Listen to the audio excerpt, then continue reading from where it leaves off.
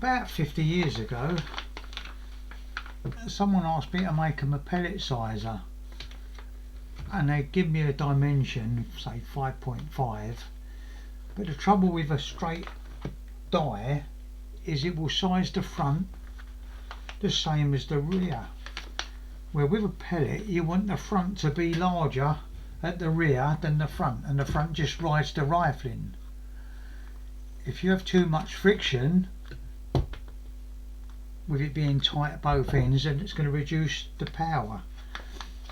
So I designed this pellet sizer which has got a tapered bore, and I do them in different calibers. And this is a 2.2, and what you do is you adjust this out to make the pellet smaller. So when you push the pellet in, say Eley Wasp, which is not a high quality pellet, and some of them at the back were triangular. This don't look that bad, but they used to be noticeably triangular. And as you can see, it doesn't even drop in because these are 5.6 pellets.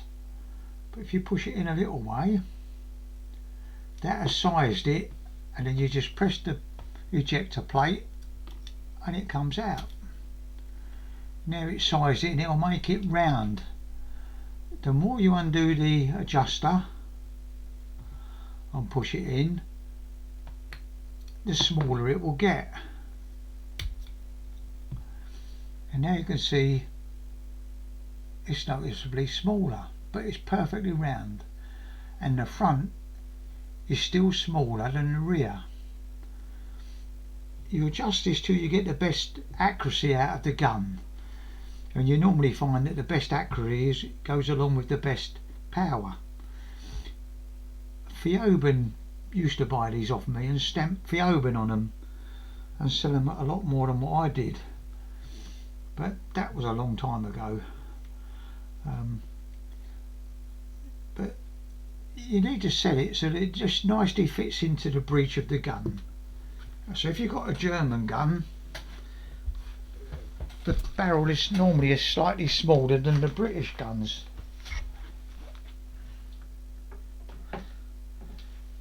Right, here I've got an HW 99, which is very similar to the 50.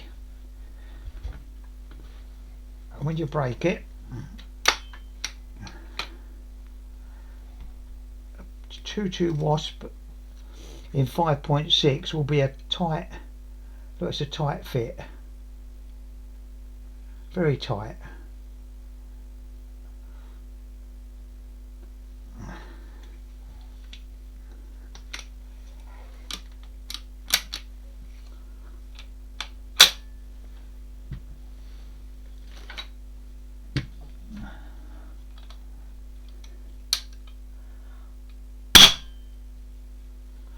If you get the pellet I just sized,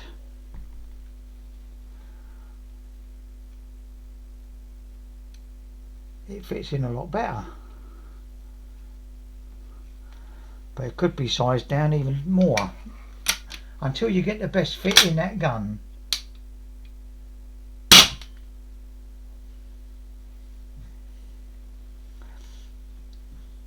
If you're doing German pellets, they are a bit smaller, but I'll adjust this in a bit because I don't want it too small. See where the actual pellet drops in,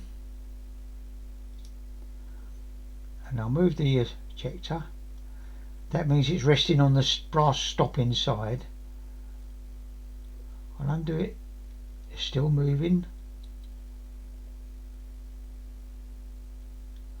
still moving.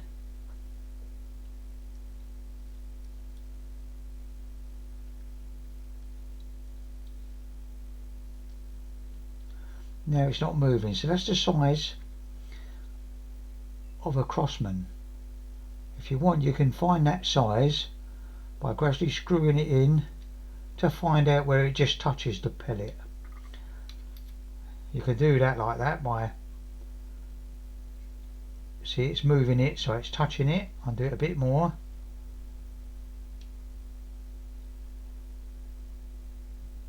and it ain't moving it, it's there. So if I screw it in till I feel the pellet, that is where the crossman is. If you want to make pellets like Eley Wasp the size of a crossman, you can lock it with a lock screw there, the lock nut and screw, and then all the pellets you put in and press to the bottom will be the same size as that crossman.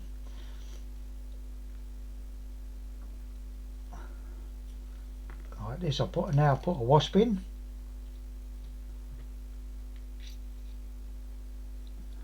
Just push it down. Don't over press it, but just touch it down till you feel the bottom. And then when you press the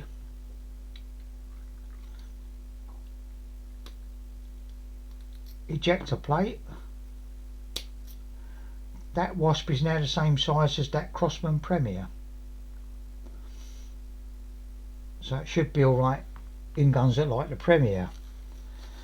But it also still is keeping, it's still keeping the front smaller than the rear. You can do this with other pellets like JSB, but you can make them so that they fit the gun just right, and it'll also true up any wonky pellets.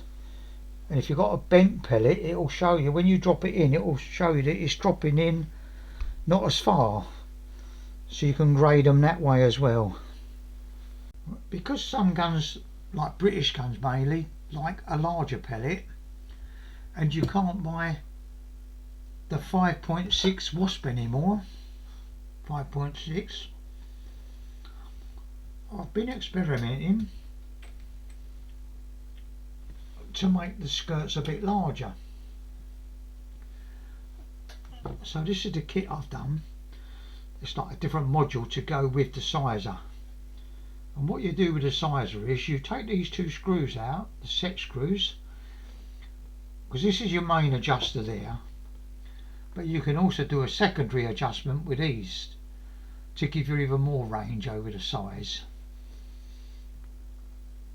So when you take them two side screws out, I'll remove the spring, and then I'll put on this collar that limits the travel. You can then get a pellet to drop in, and then turn it over, and you press it down so it bottoms,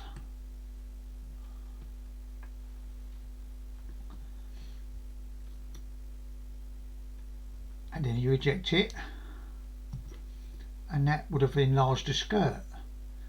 You can enlarge them even larger than 5.6, but you don't want to go that far generally.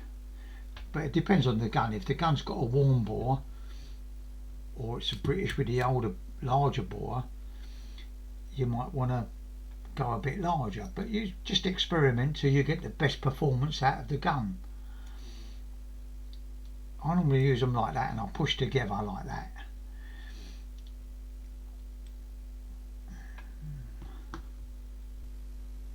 To get a starting point, I unwind the back main adjuster quite a way, put a pellet in, and then hold it together like that.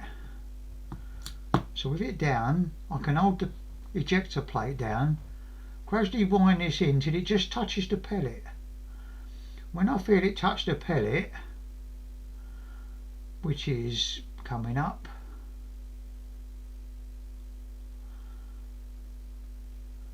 there. Now if I remove that and wind that in a little bit more, that is going to expand the skirt. You can count a number of turns to get the desired effect. Then push it down, and then push the plate down.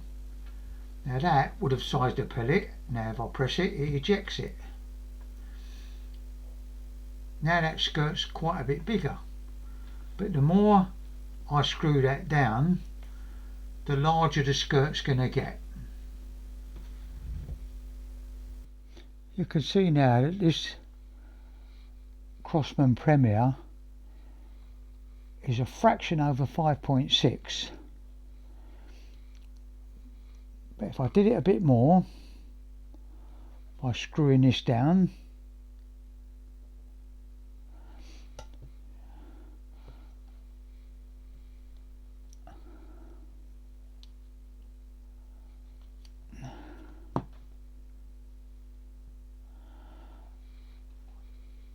and then level it off and press it down,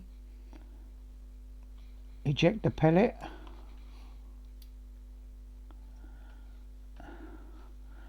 see what it comes out at now.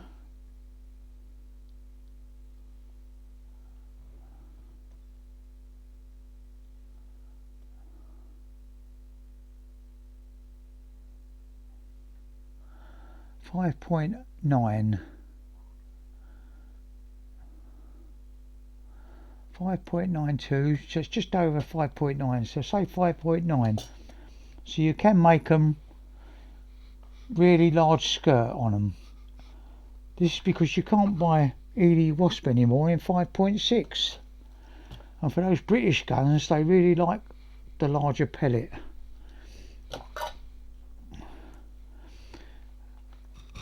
The stop on them, on this sizes, is normally flat like that. So this screws through the ejector plate and then it screws into this stop. Now I do these with a rounded curve in them so they match the head of a rounded headed pellet. I don't know if you can see that if I show you the bottom and I move the adjuster forward. You can see it's actually rounded to match the pellet. So if you was using a flat-headed pellet, you would use just a flat-headed type. But I'm going to do these in round head as well. So you can select whichever one you want. But if you're using too much pressure, you will put a slight flat on it. But you don't normally have to use it that hard. As you can see, the pellets I've been sizing to enlarge them is still round. There's no mark on it, if you can see that.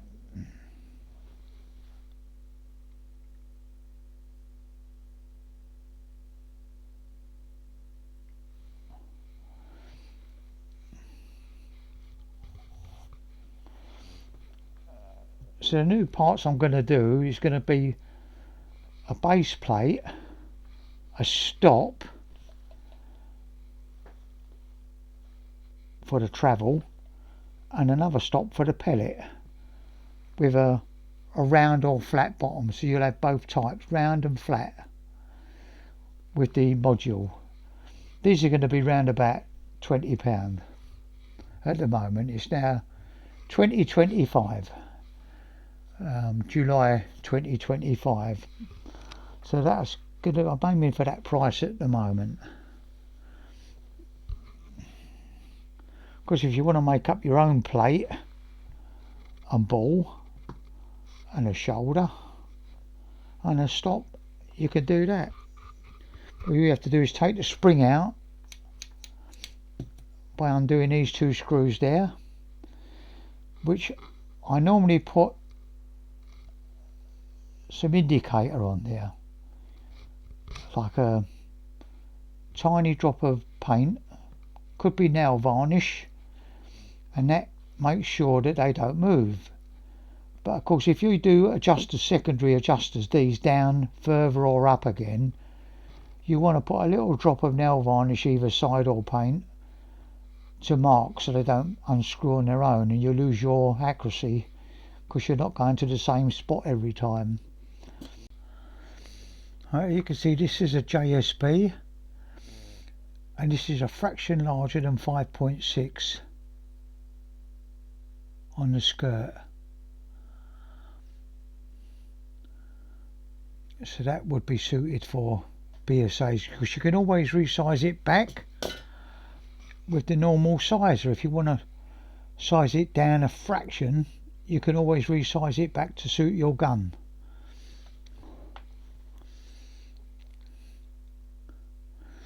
Again, when you've found a setting that you like, you tighten up the lock nut which is on there, hold the screws tight and turn the locking nut down while holding the screw.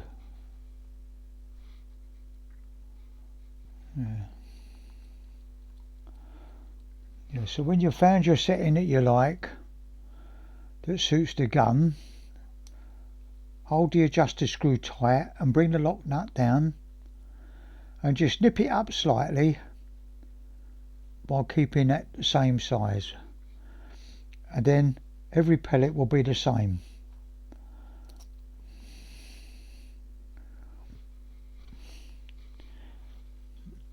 You can undo these with a 2.5mm Allen key if you want to adjust the second size.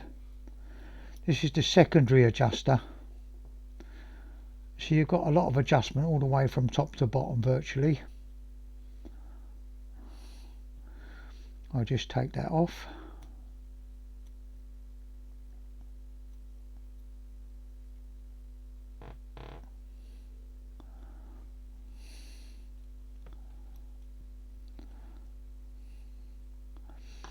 You take them out, and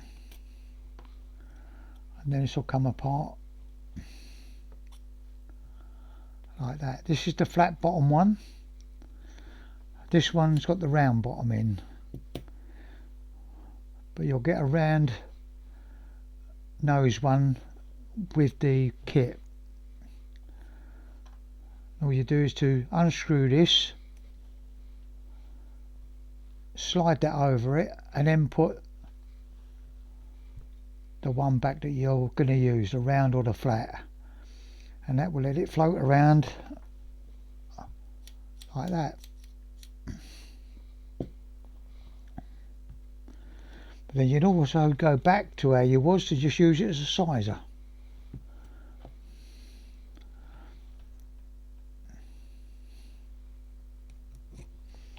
And don't forget to put your little dab of paint or nail varnish on it to lock it so these screws don't come undone.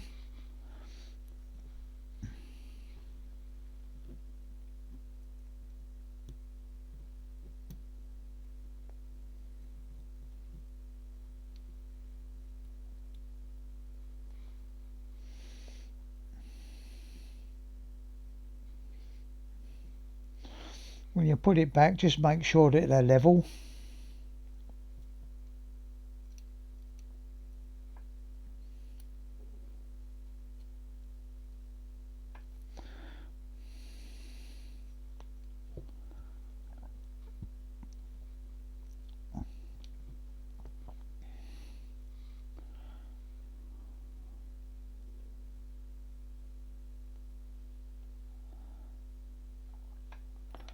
And it's free to move. If you find you're getting a rasping feel when you do it, it's because the spring has moved over to the threads and is rubbing on the threads. So make sure the spring is in the centre of the sizer, and then it'll be smooth.